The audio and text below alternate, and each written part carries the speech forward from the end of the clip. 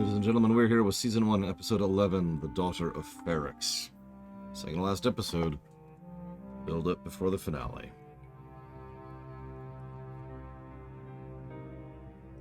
Did you notice that we go back to the Canary music for the intro?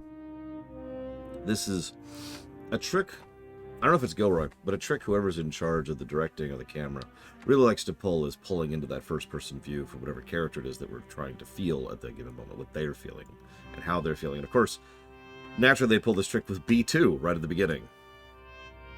The trauma of it. The inability to cope. The inability to even properly process. He is so clearly shutting down in the wake of Marva's death. I also like how Cinta bothered to be part of a little farewell party there. Just so she could spy on him. God, she's such a cold fish. I kind of don't like her, actually. Like, I get the overall idea, and I get where they're going with it. Just bad taste in the mouth, you know?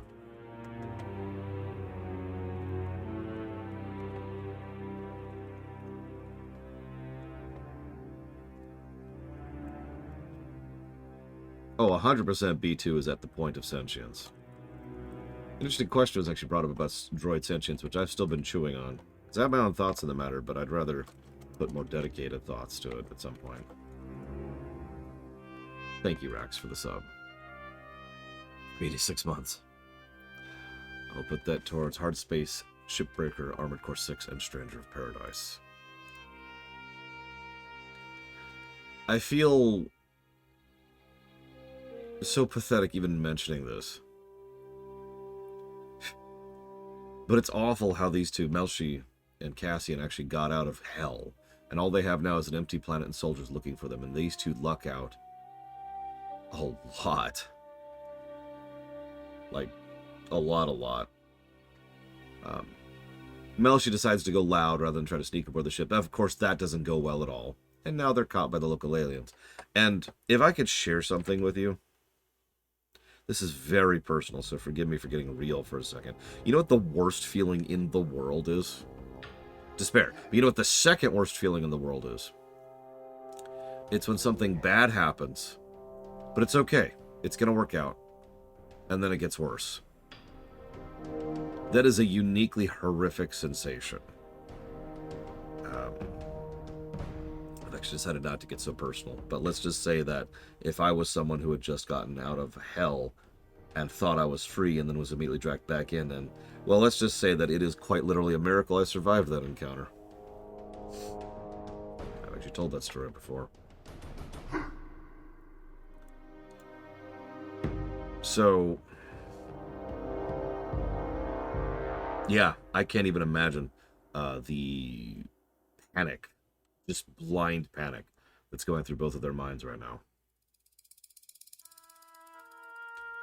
Cut over to the local prefect, who's such an incompetent boob. Oh yes, they're going to ask for a permit to have a funeral. We'll deny it, of course. Why? From every perspective, what possible benefit is there to deny these people the right to have a funeral? I know there's the whole cultural assassination thing, but like, and yeah, no, it's because he can. That really is the reason.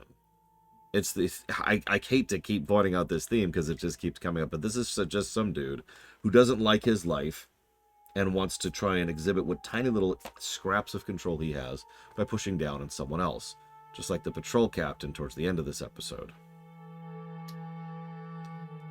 I also love the culture, the tradition there. They're going to burn her, ash, right? Cremation.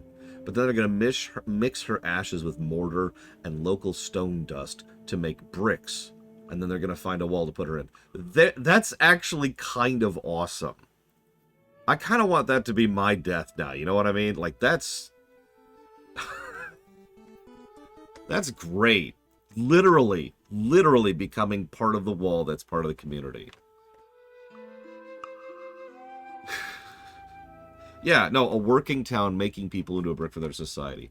And they never said this outright, but I've always presumed that she was more of a immigrant here, that she wasn't born and raised here, that she just became part of this after the incident with the Republic. I bring that up because regardless of whether she started here or not, she definitely is here. They definitely consider her part of the community. Duh. I mean, that's been true the whole show. But for the more, shall we say, cynical or pragmatic, you might think, well, maybe they were just being nice because she was an old woman. No, she's dead. There's no one to be nice to anymore. They're still going through with it. So they meant it. And yeah, I was trying very hard not to make a brick joke here.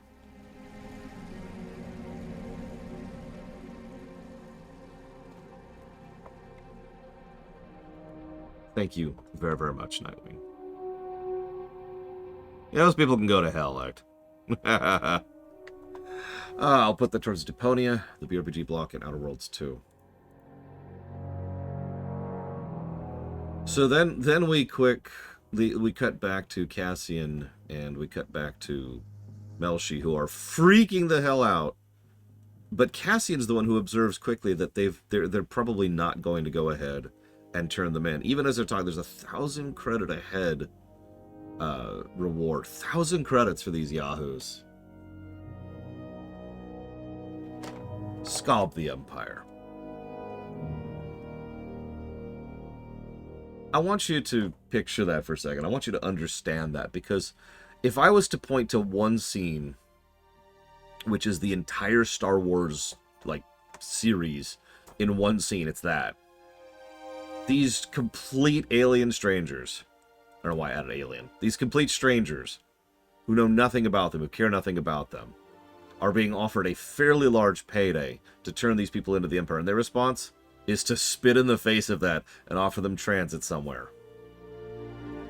I would like to think that Cassian gave them some money as a thank you for that. They don't show it on camera, but I would like to think that because he had that lockbox, because he had that the safe box, right? That he was like, here, thank you.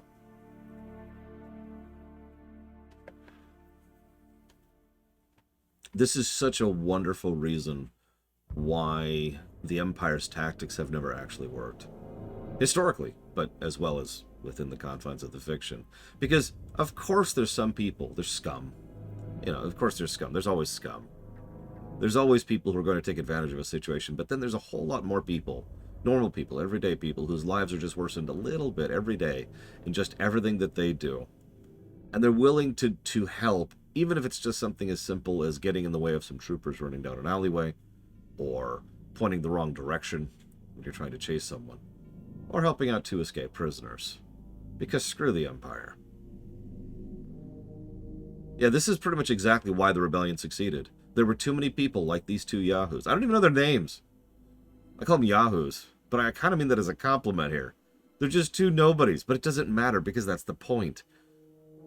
Really think about this for a second, because in the long chain of events that leads to the destruction of the Empire, the death of Emperor Palpatine, and the destruction of two Death Stars, one of the chains that could have broken that entire link is these two guys.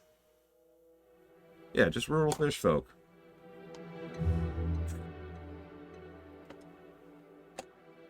So, Vel goes to Clea.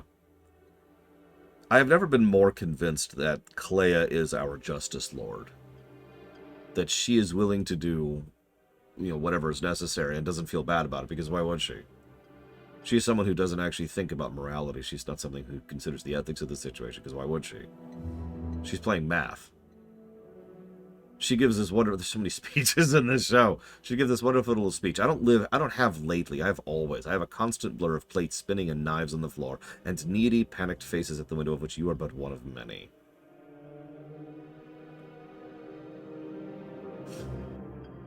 Yeah, she and Cinta are both very, very cold fish. Vel, I'm not sure about Vel 100%. Ironically, for all the screen time she has, I don't have a bead on her. Luthen! Oh, we'll get to him in a second. Get back to Bresson. He's at Marva's place. It's so funny. I'm sorry. The dramatic irony, and this is literal irony, I'm pretty sure. I even say that with hesitance because the actual word has been so misused and changed over the centuries. But I'm pretty sure this is literal irony. is that everyone's here desperately trying to watch for this one person to show up, and they're all thinking, oh yeah, this is it. This is going to be the big thing, the big moment. We're going to catch this big, giant fish, and we're going to shut down the entire Rebel Alliance, and they're just watching for Cassian. He's currently on a ship from 2 rural fishing folk who saved them from out of the kindness of the hearts. Like, it's just, really? Really? It is so funny how much these people are making Cassian into what he will eventually be. And Brasso, poor B2. This poor old dog just doesn't want to leave, and you can kind of feel that. And Brasso, you know, is like, I'll stay for one night. Yeah, it's the best part, Blade of all. They have no idea. So close.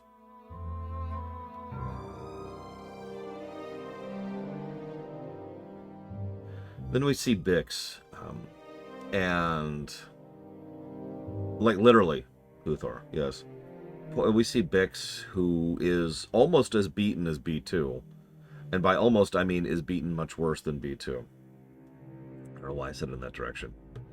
Bix is not handling things well. I was actually extraordinarily uncomfortable during all of these scenes. I'm just going to be honest about that. And the worst part is they sort of had to show this, right? You have to show the consequence of this level of criminality. Oh, not her. She wasn't the criminal here. And there's this really, really good scene. I've been giving a lot of praise to a lot of actors, but I have to give praise to the actress who plays Bix, because there's this moment where Lieutenant Guy, I don't even think he has a name, sits her down. We finally see a picture of Krieger, and he asks, is this the man you introduced to Cassian Andor? Now, of course it isn't. But her facial acting as she looks up, and there's just a few seconds, like a second, maybe 2, of defiance, and it just crumbles as you can see the thought cross her mind of what the consequence of that defiance will be, and she breaks down sobbing and crumbles.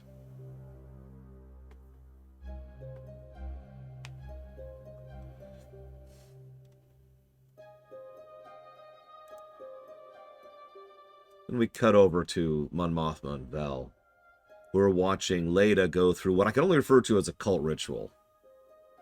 I don't know what it is, and I don't care. As with so many things in Andor, they don't need to actually give us the full dry exposition. The implication here is exactly as horrible as it needs to be. This is very culty, right? This is very uncomfortably. And Vel and Mothma are both very obviously disturbed by what Leida's going through. Oh, it's totally Chandrilan stuff, 100%. They've mentioned several times that Leida is totally into the traditions more than they are. And there's this great bit, you know, obviously Mothma is very anti-traditionalist, go figure. And there's even this great bit where Vel even, like, passively mentions that it's Perrin's fault. And Mothma has to be the one to be like, no, actually, he's pretty open-minded about this kind of thing. Once again, kind of sliding that little thing under the rug there that actually, no, Perrin's not really as much part of the problem as you'd think. He's part of the problem. Everybody's part of the problem. But it's interesting to think about, isn't it? And if I could speculate in ignorance for a second, I don't know if they'll ever cover this, I don't even care. One of Palpatine's greatest... That's a good way to put that, Blade Jamal. One of Palpatine's greatest tools that he's been using since the days of the Old Republic is appealing to the good old days. A phrase I get more and more tired of the older I get, amusingly. So, it would not surprise me if part of the reason this whole little ritual thing is a little bit, is specifically because of the fact that it's buying into that particular propaganda. That Mothma is watching the next generation lean right into exactly what Palpatine wants them to.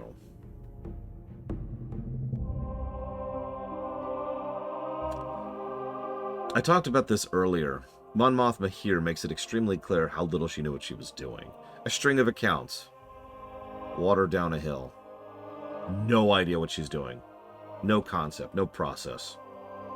I am shocked she hasn't been caught before. In fact, I'm willing to go forward and say she is damned lucky she hasn't been caught before.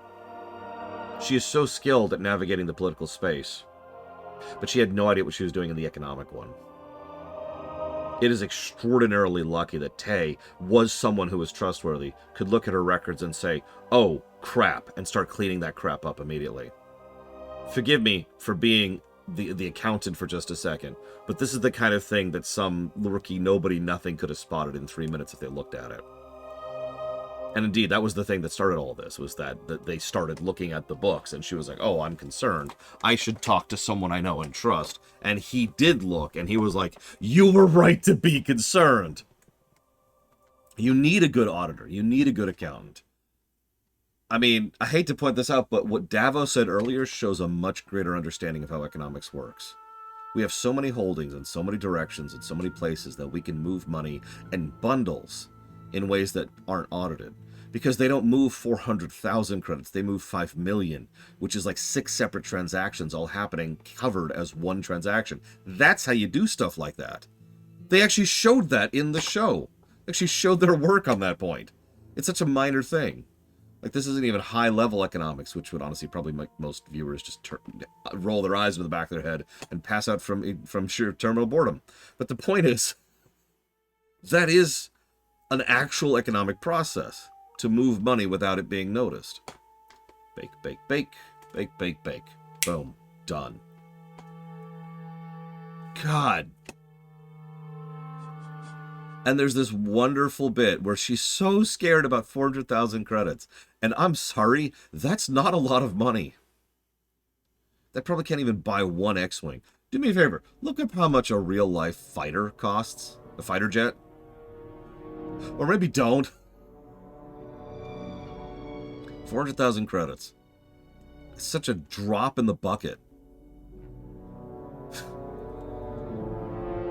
But it's enough to catch someone's attention. And that's the point. A worse show would have had this number be some stupid, ridiculous amount of money, right? And the problem is that would actually make less sense. If it was some stupid, ridiculous amount of money, they would have already noticed. You'll also remember she mentioned she was giving away like 100,000 a month. This 400,000 isn't the amount that she was giving away. This is just one particular transaction that's off. One audit that's off, right? And that makes it more believable. By once again shrinking the scale and zooming in the camera, we make it more believable. 400,000 is a drop in the bucket for her, for the rebels, and for the Empire, and for the banks that are running her things. But it is a gap that will be noticeable. If you draw out a line of transactions, there'll be this one gap here, this one bit, one pixel missing in the middle, and that'll catch people's attention. People will look at that and go, hold on. What's that?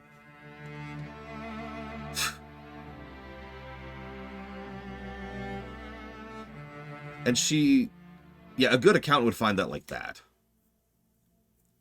Like that. Nope, nope. There we go. And, yeah, thank God Tay found her. There's a pretty good chance. Once again, there's a non-zero chance the rebellion would have died right here. Don't tell me the rebellion would have existed without Mon Mothma. 150,000. Bull crap, Lola Moss. And that's all I'm going to say about that. Wikipedia. Give me a break.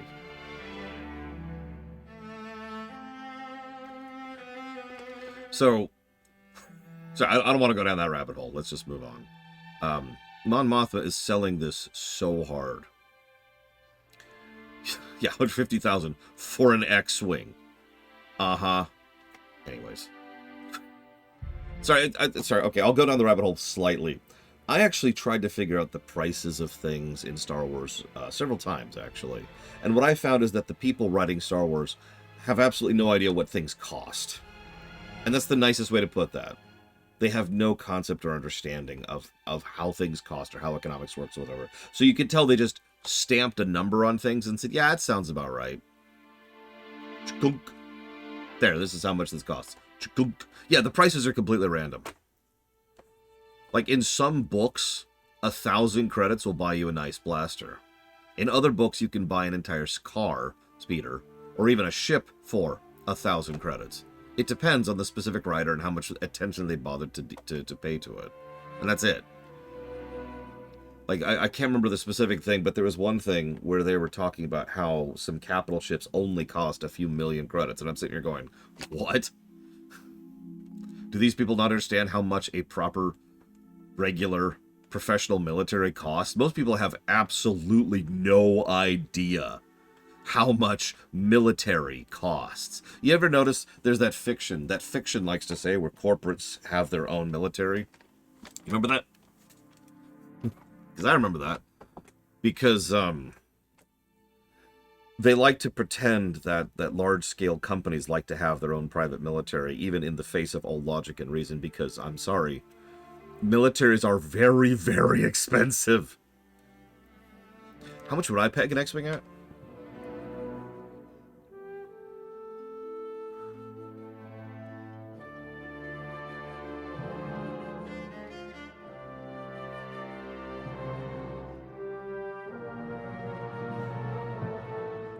Yeah, an aircraft carrier is $13 billion.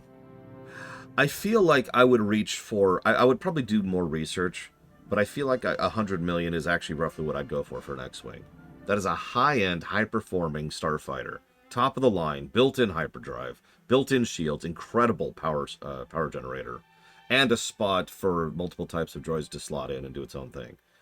Yeah, no. An X-Wing should be pretty high tier compared to, like, everyday things.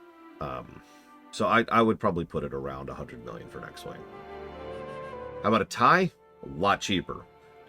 In canon, obviously, there's some asterisks there, but let's assume the TIE's chaff, right?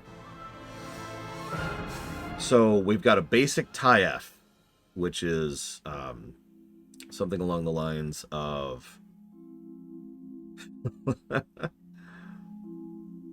yeah, I feel like I'd love to be like, oh, 5,000. No. A TIE would still be in the million range, 100%. There's still a lot of hardware, a lot of good equipment, I mean, CNR doesn't do crap work. Even a TIE fighter is still deadly. It's just, it's designed to be stripped down in several ways so that it's as cheap as possible. The TIE Defender? A TIE Defender would probably reach into the billions range, no question. The TIE Defender is crazy. It's actually insane. How ridiculously how insane. I don't have a better word. I'm sorry, I'm running out of words. TIE Defenders are the best starfighters this franchise has ever produced. Yeah, a TIE Defender would probably cost the same as an actual honest-to-God jet, like an airliner jet. But a TIE Fighter... I'm really torn on that, because TIE Fighters, you'd think, they're chaff. But these are... They've got good targeting systems. They've got multiple redundancy systems. They've got the ability to be hooked into a lot of different types of things. I'm explaining that wrong, but what I mean by that is you can have TIE fighters that just hang on the underside of a ship. You've got TIE fighters that can be in a bay. TIE fighters can be in atmosphere or in space equally. They are extremely energy efficient. A TIE fighter can run without having to need to refuel for a huge period of time, right? And then they've got the fact that they can pour a lot of that power into their blasters or their guns, one or the other. Or, sorry, I said that wrong. Their blasters or their engines, excuse me. So their guns or their engines, one or the other. And they can pour a lot of that energy into that. So, actually, yeah, TIE Fs would be pretty decent, I'd say. Legitimately. I'm feeling 15-ish million, maybe 20 million, something like that. I'd have to think about that. I'd have to put more thought into that. But you can't tell me that a TIE fighter is a small investment for the Empire. You can't. It's just the Empire is swimming in credits at the national scale. And a lot of people do not understand that national scale of economics is a whole other tier up from, you know, the uber rich, which are another tier up from like corporations, which are another tier up from the rich. And we've just now reached the point of being at rich people, right? Like there's tierings, just like there is in a lot of things. National finances are just a different level. And this is a galactic national finance.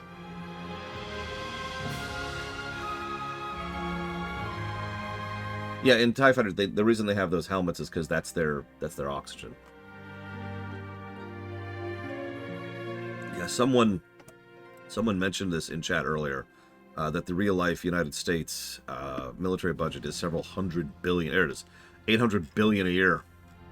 Now, I think that's too high, but that says something. That's one country on one planet.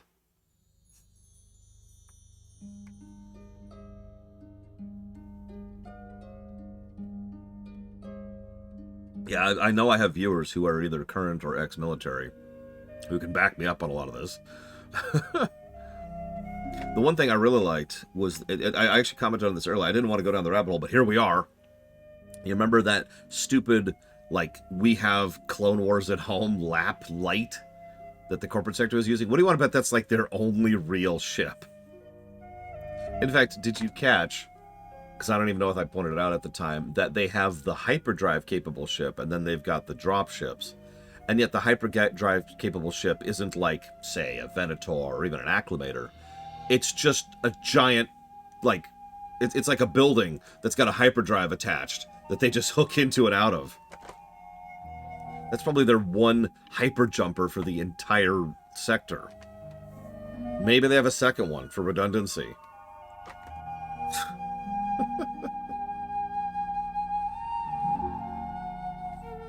$849.8 billion. Jesus Christ. Sorry for going so far down the rabbit hole.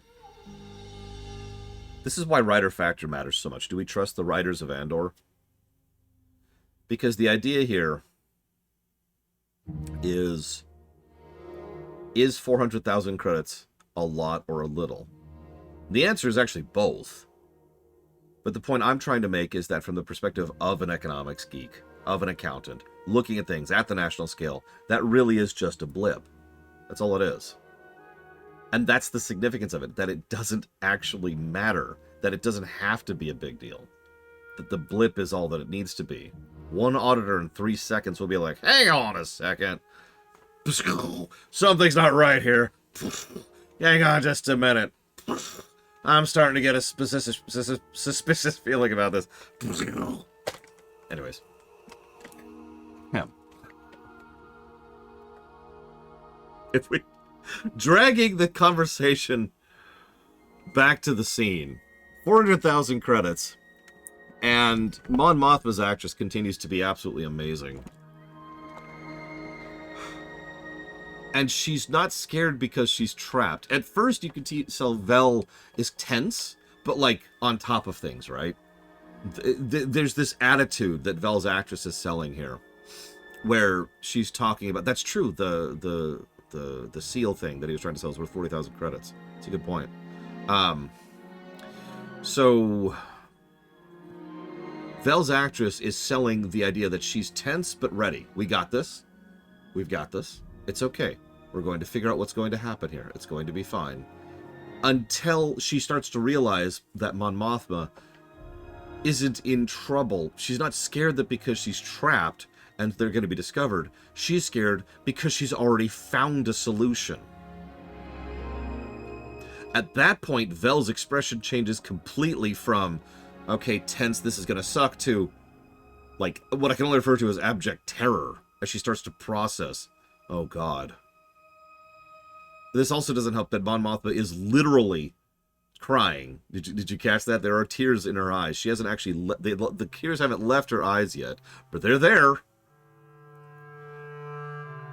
And when Leda shows up to say hi to Aunt Vel, or Cousin Vel, or whatever she is to her, Vel takes several seconds, plural, I counted, to finally be able to find her smile. Okay, found the smile. Then she turns around and goes and embraces Leda.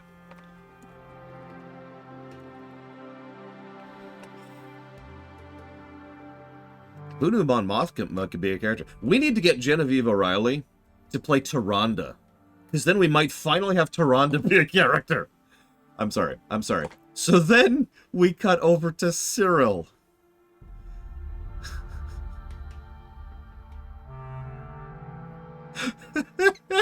We cut over to Syril. Uh, and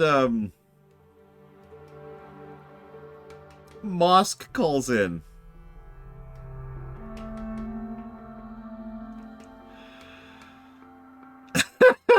I'm sorry. I love how Mosk has just kind of devolved into the comic relief here. He actually says this bit where he's like, I'm in a hurry. And then he says several more sentences about nothing, name drops Andor, then meanders more for several more sentences.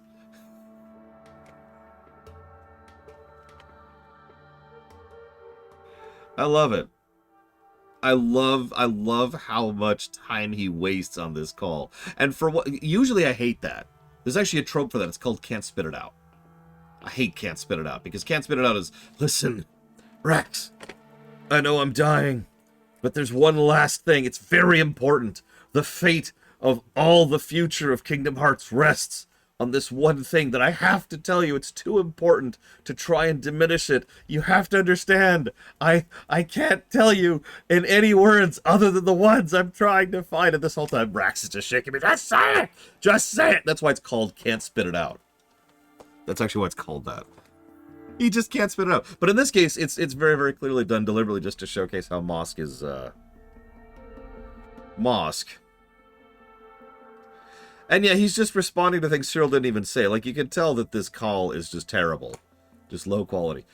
Although, I love how this low quality call in Star Wars is the equivalent of a high quality Zoom call that just conveys the wrong audio, apparently. Like, the video is fine for some reason. That's a common thing in Star Wars. It's oh man, the signal's tearing up, and I'm sitting here going, let's not go down the tech hole. We've already gone down the economics hole. No more holes. No more holes. We're done. I also love how his mother can't help but listen in and then immediately mocks him for the conversation. God, she's such a toxic, horrible human being.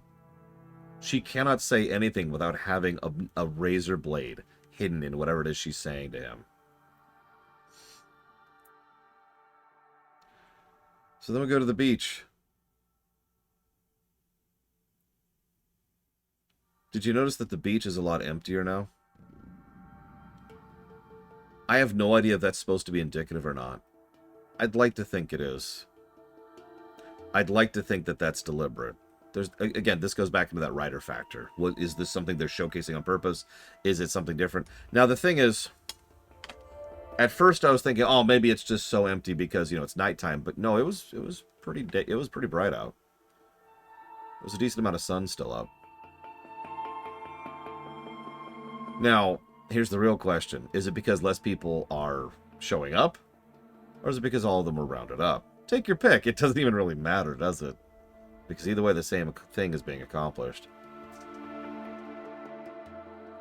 Hell, I wouldn't be surprised. This is reaching a little bit, but I wouldn't be surprised if word about the fact that they grabbed some random tourist off the street and hauled him off to hard labor for 6 years, you know, probably led to less people deciding to go ahead and be tourists.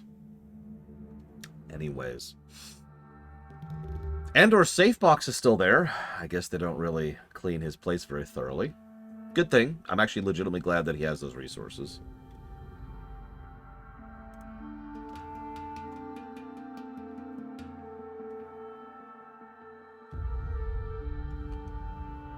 Then we get to Luthen and Saw. I feel bad for Two Tubes having to deal with Saw. And Saw is now in on the Krieger raid. God damn it. So, we'll have the tactical orders. We get the Eastern Garrison. We get to loot the Eastern Garrison. I've mentioned before that Saw has managed by being a pirate, by being a marauder. And of course, you know, I still need the parts from you, but I'm in. We're going to do it. We're going to hit the Empire. It's going to be great. And Luthen does two things very smartly in very short succession. The first thing he does is he tells him the truth. He doesn't say everything, he doesn't give away everything, but he is actually quite honest to Saw, which is good and smart. You don't want to be caught lying to Saw Guerrera, especially when he's in a mood. The second thing that happens almost immediately is that he says all of this in the open. He doesn't say, we should go in a private meeting. No, he says everything he's going to say right out there. And you could tell there's multiple people in the area, including Tubes, obviously. But there are still multiple people in the room. He does not keep this quiet at all. That's actually important. I know that sounds strange, but that's one of the easiest ways to verify information, is to make sure that multiple people are hearing it. And so you know he did that on purpose to appeal to Saw's paranoia. And let's be clear, Saw is paranoid. So Luthen lays it out, and Saw, it's actually really funny. At each point in the line, Luthen starts to say something, and Saw finishes it. Saw figures out immediately what's going on. Saw cuts right to the heart of the matter. Either you're ISB, or you have someone on the inside. Is that someone worth losing Krieger? Luthen's reaction, is it worth losing Krieger? Are you sure it's worth losing Krieger? And Luthen's reaction is, I did. I'm not sure right now. And we're really starting to have issues. And Luthen is really starting to show just how much this whole thing is really getting to him. And why he is much more of a Cisco than a Justice Lord. So then he lays it out. He just lays it out. It's your choice, Saw. It's your decision. But you have to know the choice. Do we let Krieger go down and play the long game, or do we warn him and throw away source that's taken years to cultivate? And you just feel Luthen kind of wants Saw to take the other option there.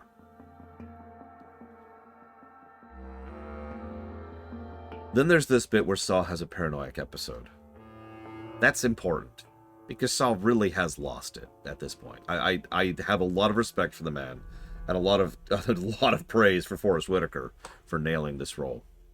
So Saw's like, you've got people everywhere, including me. Who have you got watching me? So he fingers Tubes. Tubes comes over, irritable. He just pulls his blaster, points it at Saw, and says, I'm doing this so you'll concentrate. I'm doing this so you'll listen. Luthen literally has to cut through the paranoia for a second. Get him to focus. Skarsgård is so downcast here. So that's the choice. And he makes Saw make the choice.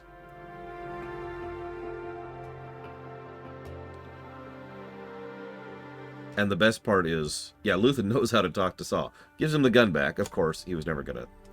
Yeah, the fact that that calls him down is horrifying. So Skarsgård, yeah, we're going to go along with this. For the greater good, call it what you like. Let's call it war. Which is something Saw knows very well.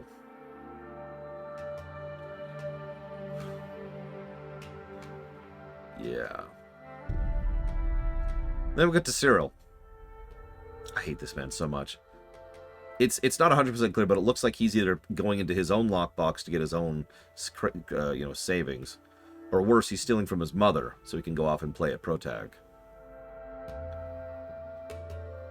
Luthen has a conversation with Clea, which I love. It's probably one of the best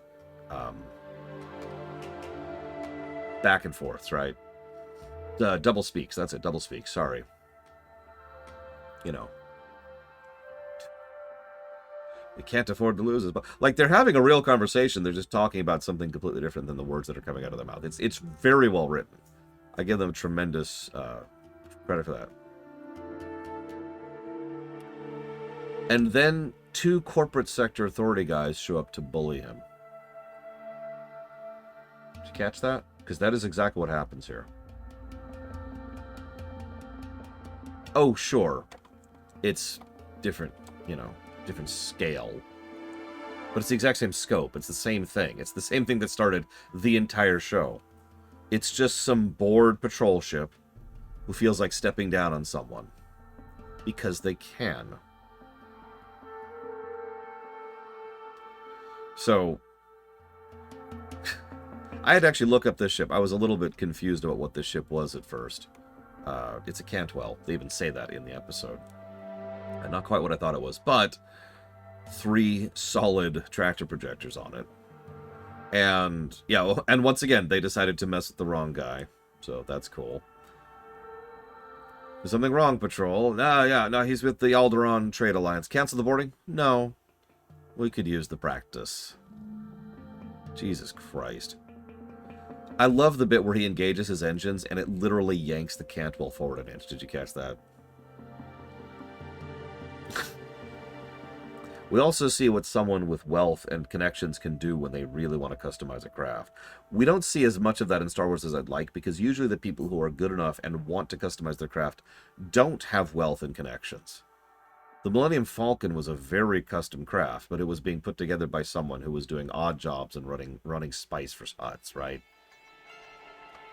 Instead, here we see what the Falcon really could have been if they really pushed that sucker. If they had really been able to throw resources at it.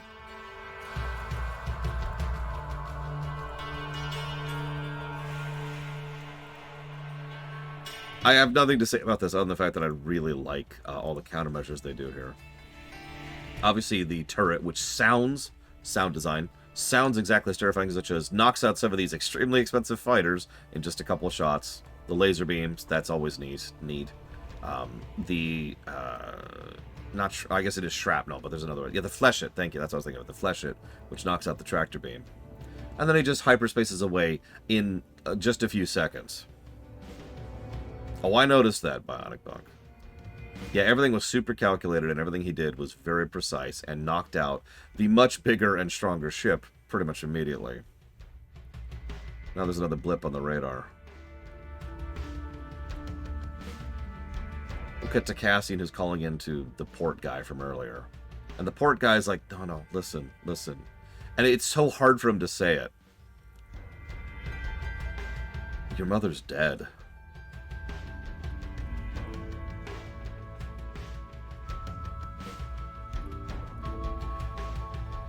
There's this really horrible bit where Cassian says, and Diego Luna nails this line reading, tell her she'd be proud of me.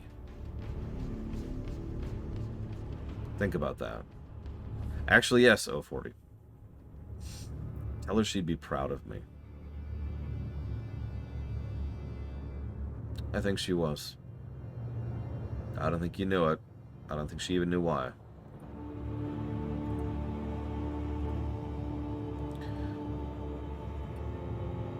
Cassian can barely process that news.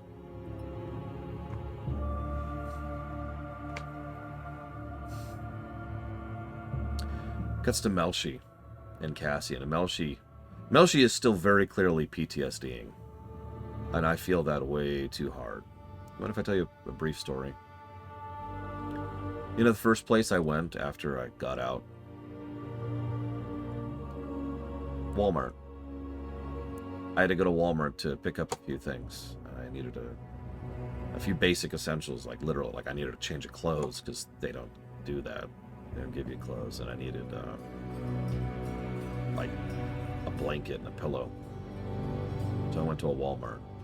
And it was the most surreal thing I've ever done in my life. Just walking through a big Walmart. There's a bunch of people walking around doing their daily lives. And I have never felt so detached from reality as I was walking through that big, bright, slightly cold Walmart. I can picture it with disturbing precision. Because none of it was real. And not in that, like, that over-exaggerated, oh, I'm going to wake up any second. No, it just wasn't real. None of that was real. None of that was actually happening. There was just this guy who happened to look a lot like me, who was walking through a Walmart buying some things. Very, very rote, very mechanical. And the way that Melshi's actor gets this across, it's very powerful. All this space, all this fresh air. People have to know what's going on. He repeats that several times. People have to know what's going on.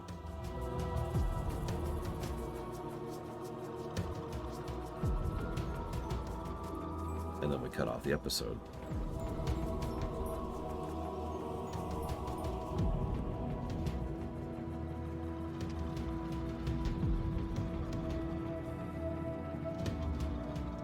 Oh yeah, I caught the shot across the water. How are we thinking about this one?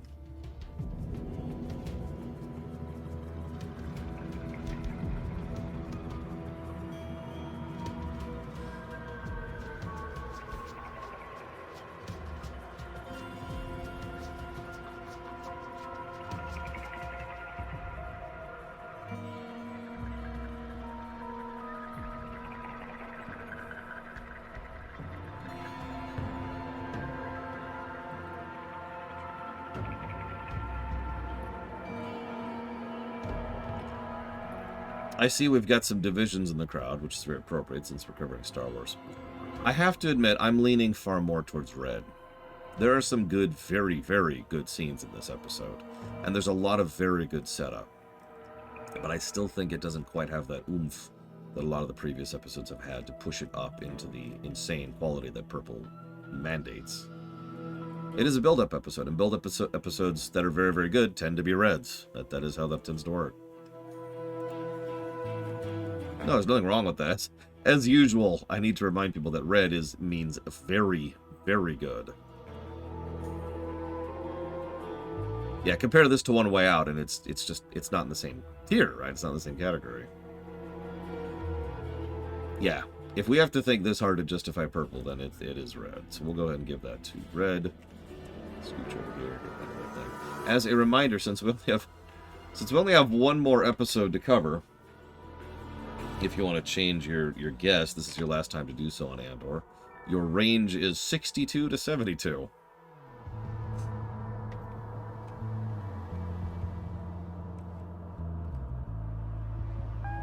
Next episode's a little long. I noticed that as I was pulling this up here. No, don't. Yeah, mute. There we go. Yeah, this is going to be... hang on, I can tell you the exact number if you give me a second. So it's 2.5 that way. So yeah, this is going to be about 52 minutes. Or no, sorry, wrong direction. 48 minutes. 48 minutes. And then afterwards, we'll talk about the sequel trilogy. Yes and no, Trithon. So, Trithon asked a very good question. Let's talk about this.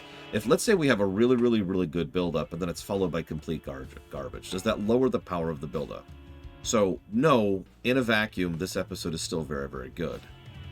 I did not know that, Udor. But on the other hand, it does kind of kill the payoff a little bit, because, like, just for general enjoyment or repeat viewing, you know, you look at the build-up and you're like, well, that was nice, and then you just kind of don't watch the payoff, right? Because it's just, yeah, we're good. So it's kind of its own little problem for the work as a whole, even if, from a review perspective, that doesn't work that way. I've also established a rule, which I stand behind, and I stand behind this rule firmly, that the only things that can change a review, change how much something is received, is something that happens before it. If I could use a strange parallel, Mass Effect 1 doesn't get negatives for Mass Effect 3. Mass Effect 3 gets negatives for Mass Effect 1. Does that make sense? Yeah, there's no retroactive consideration. It only goes forwards. If Mass Effect 3 fails to follow through on Mass Effect 1, that's Mass Effect 3's fault, not 1's. So if the payoff fails, that's the failure of the payoff, not the build-up. Now, conversely, that also goes the other way, just like Rax just mentioned. Rax just mentioned the idea that this over here, like let's say somehow Mass Effect 3 was just phenomenal and Mass Effect 1 sucked. That is actually, that goes in exactly the same direction. Mass Effect 1 doesn't actually get any better. Mass Effect 1 still sucked, but then Mass Effect 3, which did good stuff with that, nails it and therefore gets the thumbs up. Now, all this is from the perspective of a review, but I stand by that. So, I actually have specific categories for those kind of things, 040. Obviously, there's foreshadowing, but then there's Babylon 5 effect. For those of you not familiar with it, Babylon 5 effect, named after Babylon 5, is when you look at something one time and it means A, but when you go through with knowledge and context, it actually meant B the whole time. And this is what was really going on the whole time. That is absolutely something that gets its own positives. If there is a build-up, if there is something that is structured and written and designed so wonderfully that it actually is different on second viewing, that is absolutely something that can be a positive. But lore, I hear you say. What about games you only play once? Well, I can't give much of a Babylon 5 positive to games like that unless I have a good memory. I try. I actually do. I have given several games Babylon 5 positives that I've only played once ever. Because you can kind of recontextualize that within the same playthrough, right? Like, I just played the game. But... ignore that, Linerith. That's extremely inaccurate. I should just shut that down. Here, I'm going to shut off the bot just for you, Linerith. So nobody gets inaccurate information. There we go.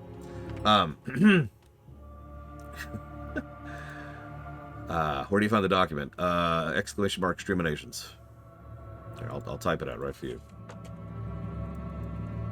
There you go. I lost my train of thought. I do the best I can, is the summary here.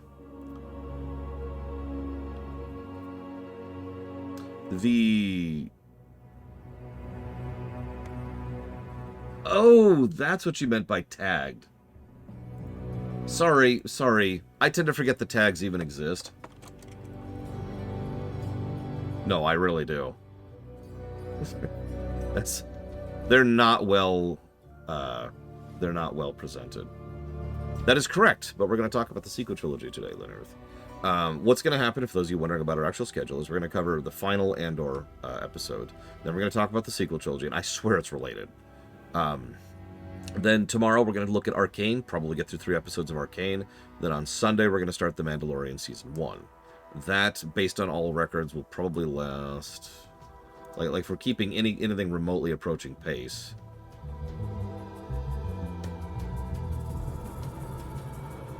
we'll probably be finished up next Sunday. No, I'm not going to rewatch them linear. Of course not. Don't be silly. I don't have time for that. So Mandalorian will probably be this Sunday to next Sunday. And then 2 Mondays from now, we will start Cyberpunk Edgerunners, which will probably take about a week. Then we'll do the Donkey Kong Country show, which will probably finish up that week. And then our life will be tangled forevermore.